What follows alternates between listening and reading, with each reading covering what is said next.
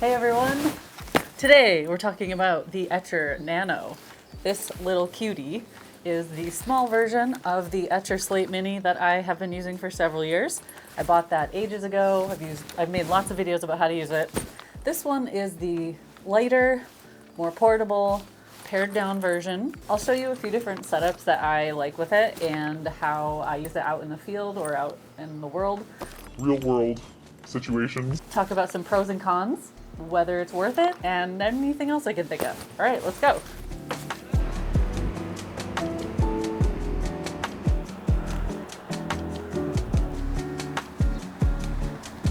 There are a few different art bags and satchels on the market that are kind of similar, except this one is special because you can set it up so that it's a self-supported easel, kind of. So basically you can stand and sketch hands-free, at least that's the idea.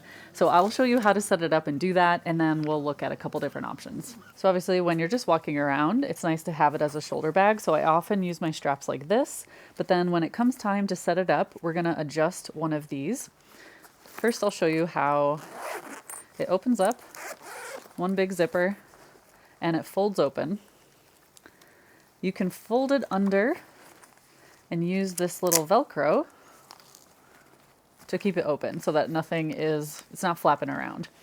And now that I have that ready, I'm gonna switch this clip to this corner. And you can do either way depending on if you're right-handed or left-handed. But the reason I do it this way is so that my hand doesn't get caught on the strap. And you can also wear it a few different ways around your shoulder or neck. And you can tighten the strap here, make it shorter or longer, farther away from you or closer. And all of your tools are accessible. You can either hold your sketchbook or rest it here. And I do both. It depends on what I'm doing, where I am.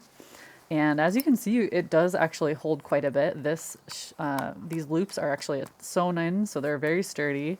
You can fit a few different size brushes, pens, all sorts of things. And depending on how big your palette is, all these little travel palettes fit nicely here. Back to the outside though, really quick, I'll show you, just make sure nothing falls out. It has an outer pouch, which from the side you can see is pretty thick. I've stuffed it full just to see how much I can get in there. And I have a couple different things in here. I have a drawing board, a paper sketchbook, and a hardcover sketchbook, as well as a little spray bottle. If you haven't seen a drawing board before, I'll show you how it works. This one is homemade. It's just a piece of foam core that I cut. And basically you open your sketchbook like this. It's held between the pages. It works a little better with a hardcover, but this is paper and it does still work. And then you can attach some clips and use this as a little working surface for a mini palette. You can use magnets or Velcro, all sorts of things, and I'll show you how I use it. Be free, my child. Since I often paint on the coast where the weather is incredibly quickly changeable and I never know what to expect.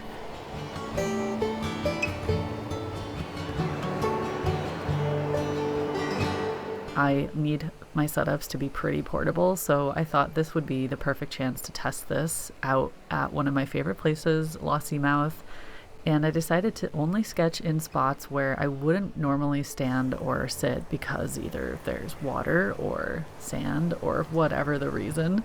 In this case, I always loved the view down the beach from the water's edge.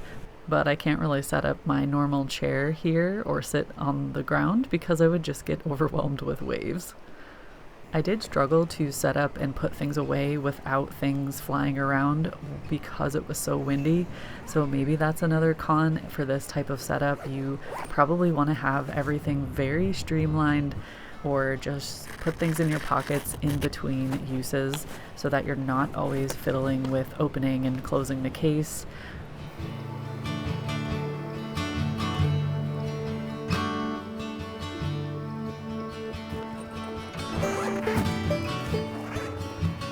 I I also tested it within the trails that go through the sand dunes, because you can't sit there. You'd either be blocking the trail or the grasses will cover your view. So standing is kind of the only option. And I really enjoyed this because not only was I protected from the wind a little bit, but I loved the view down the dunes.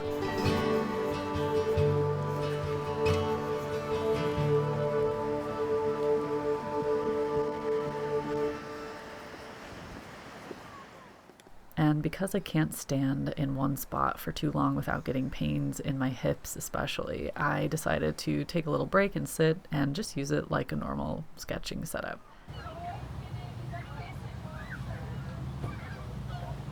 But when I really think about it, as much as I like this bag to carry my art supplies, if I'm not using it to stand and sketch, it's not pointless, but I have a lot of different bags and backpacks that I would probably use instead because I can fit a bit more, including lunch and water bottles. The bag itself is made with a synthetic, very durable, weather-resistant material. From what I can tell, it's the same materials used in previous versions, and nothing about it feels cheap or flimsy. It feels like it's gonna last. Without anything inside, it weighs 0.4 kilograms or 0.8 pounds, so very lightweight, and it just depends what you want to fill it with. Speaking of which, I decided to do some test runs with various setups, basically testing how much I could fit inside for different types of outings. For instance, this is what I took with me last week when I was on the coast. Just a few different bits and bobs, mostly mixed media, pens, inks, different sketchbooks, drawing board, kind of the basics. This is what I would bring if I was using my gouache setup. So my little portable painter with dried gouache, sketchbook, various tools, viewfinders, and a full set of brushes. Now, would I use this while standing and sketching? I'm not sure. Let's say I'm in the mood to play with markers outside. Well, guess what? You can fit an insane amount of markers. 24 here, and there was still room for a little bit more. Maybe you're someone who doesn't want to use compact materials. Well, that's okay because you can fit a full-size watercolor set with full pans, a rather large sketchbook, bunch of different brushes and tools, water, and pretty much anything you'll need for a full day of painting outside or even over multiple days. So as you can see, you can fit all sorts of different setups and it's pretty handy. I'm going to show a couple different options for how to wear it because it might not be obvious at first. Of course, the straight up shoulder bag, either side, left or right.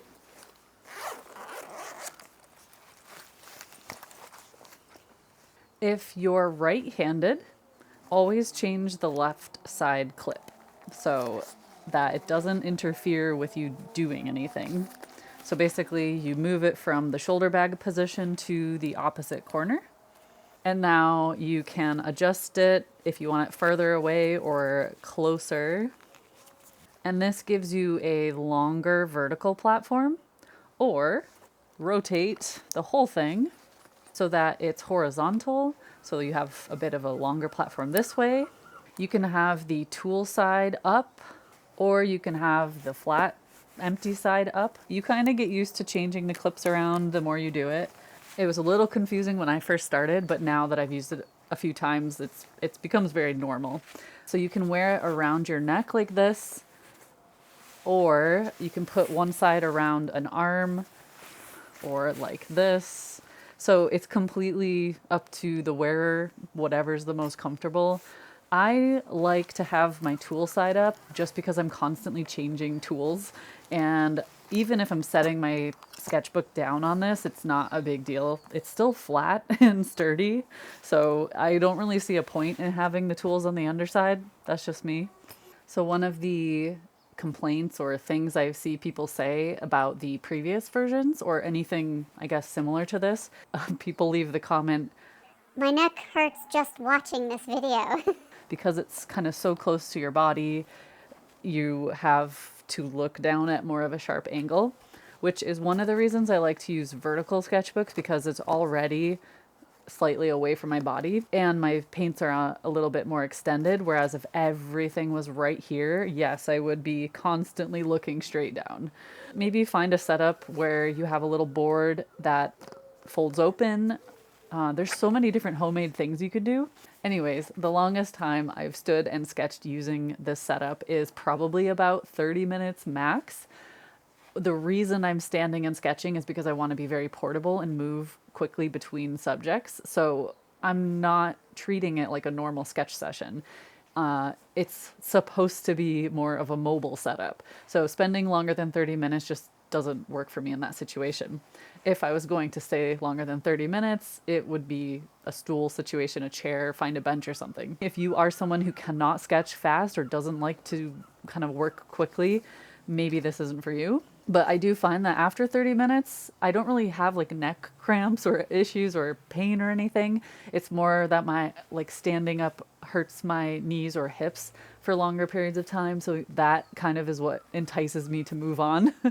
I think one of the biggest things I struggle with, one of the cons maybe, is that when it comes time to pack everything away, I'm fiddling around with a lot of stuff and I'm trying to balance things. So you have to kind of come up with a streamlined way to do that.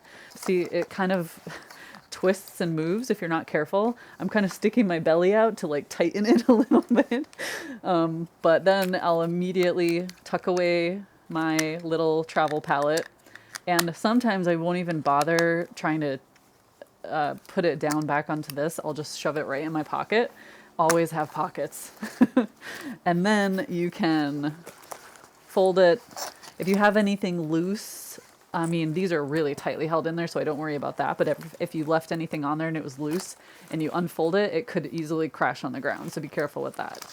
It's more a matter of just really getting used to your setup and breakdowns situation. Once you get it going, like once you get used to it, I find it's really intuitive. You just have to maybe be careful the first few times you use it. Whether you like this bag or not, I hope this video inspires you to get out there and paint. Thanks for watching, everyone. I'll see you next time.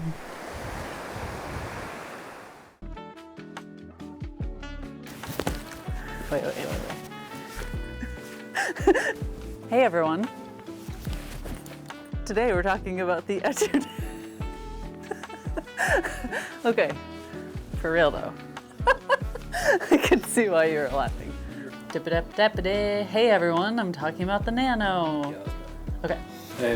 Especially liked your beginning, Yeah. you know, your introduction. It was, you know, it was very much tonight on Top Gear. I've stood and sketched, seriously, with this setup or fuck. Items because it's actually B. Is it on me? Is it on me?